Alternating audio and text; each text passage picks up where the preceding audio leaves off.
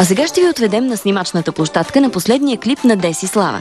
Първото, което ни направи впечатление, бе изключително странното облекло, в което открихме певицата. Така седно излизам от някаква лаборатория или аз не знам откъде.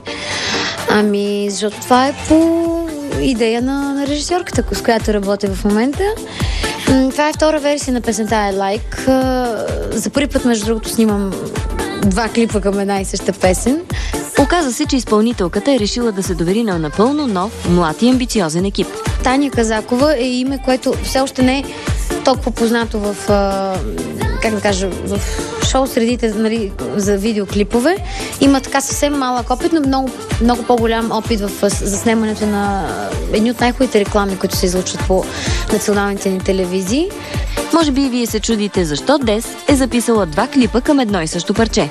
Причината, да обясня, за да снимам втора версия на този клип е това, че песента, разбира се, беше много въртяна по различни поп-медии в България. Най-вече по радията, разбира се.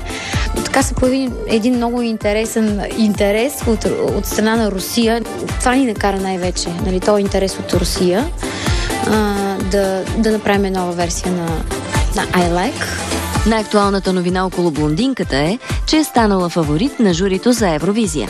Все още не е ясно кои ще бъдат финалистите, но Деси Слава е изпреварила в листата имена като Маргарита Хранова и Софи Маринова.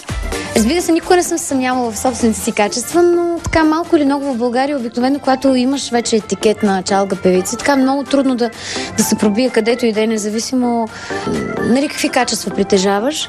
Но съм много щастлива, че сега ще се продължи много нескромно, са били толкова обективни, нали, от комисията. Не, шегувам се.